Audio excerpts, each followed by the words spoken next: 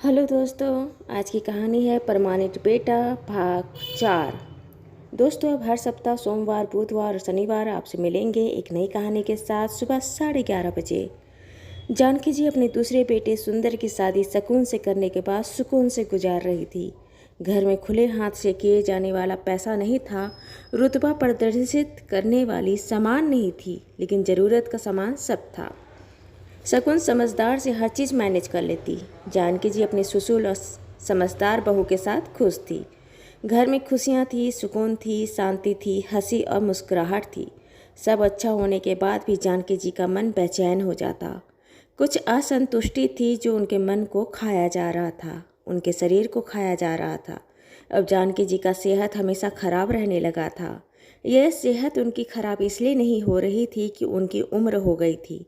उनकी सेहत खराब बार बार होती थी क्योंकि उन्हें बहुत चिंता होती थी।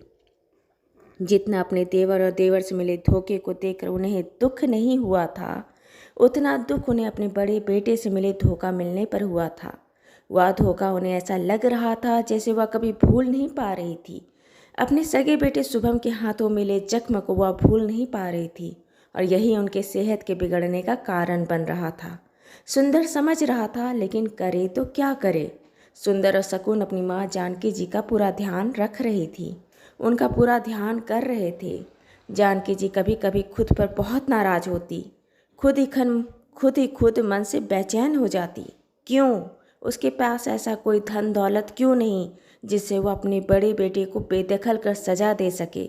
उसे यह बताए कि तुमने क्या गलत किया है, तुमने क्या खोया है। उसे कुछ तो सज़ा मिलने चाहिए। आखिर वह सज़ा किस बात से दे? अपनी ज़मीन जायदाद से बेदखल कर दे, अपने घर से बेदखल कर दे, अपने गहनों से अलग कर दे।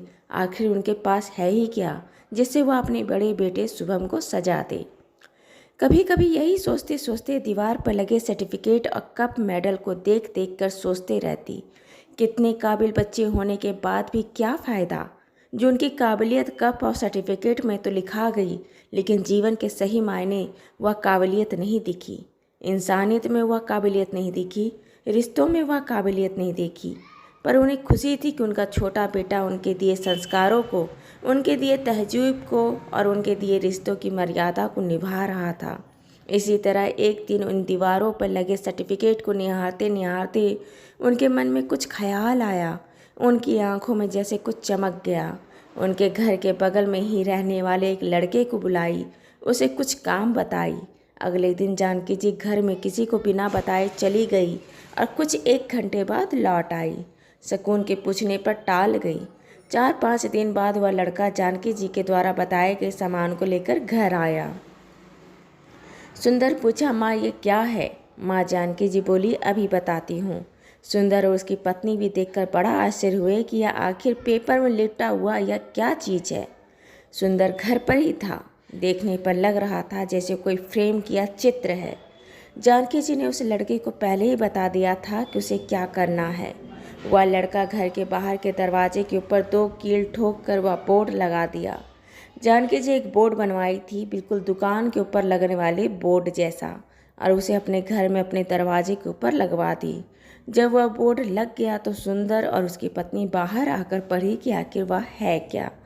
दोनों जब बाहर आकर पढ़े तो सुंदर समझ ही नहीं पाया कि उस पर वह क्या प्रतिक्रिया दे। वहाँ पर आने जाने वाले लोग भी थोड़ा देर के लिए वहाँ ठिठक जाते कि आखिर यह है क्या। पढ़कर उनके चेहरे पर मिला जुला भाव आता जाता। उस बोर्ड में था, सबसे ऊपर में बीच में बड़े अक्षरों में लिखा था, बेटा प्रमाणित पत्र।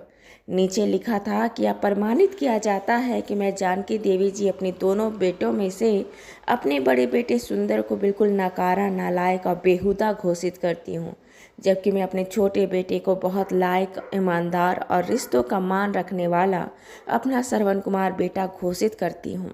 यह मैं प्रमाणित कर रही हूँ कि मेरा बेटा सुंदर मेरे परिवार का सबसे काबिल और प्यारा लड़का है। नीचे में जानकी जी का सिग्नेचर था जो माँ के ऊपर साइन किया गया था। घर के अंदर जानकी जी अपने बिस्तर के नीचे से एक छोटी सी डिब्बी निकाल कर शकुन को दी। कहीं तुझसे कुछ छुपा नहीं है, तुम सब जानती हो। मेरे पास तुम्हें देने के लिए यही है जो मैंने थोड़े थोड़े बचत कर तुम्हारे लिए लिया है। डिब्बे में थी कान के सोने के छोटे छोटे बूंदें।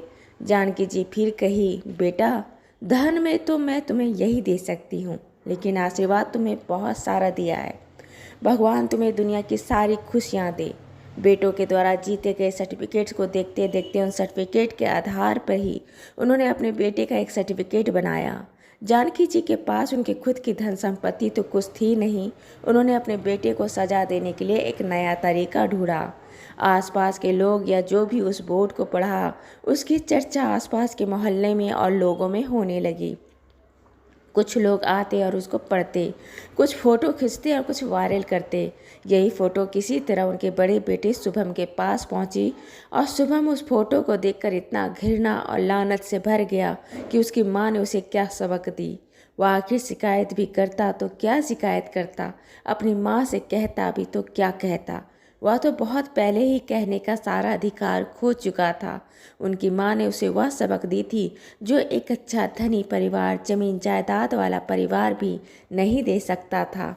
जानकी जी ने अपने बड़े बेटों को अपनी जिम्मेदारियां से भागने के लिए अपनी बड़ी बहू को उसकी नीच हरकत के कारण उन्हें सामाजिक कलंक दिया था, अपने परिवार से तिरस्कृत किया था, अपने घर से निकाल दिया था।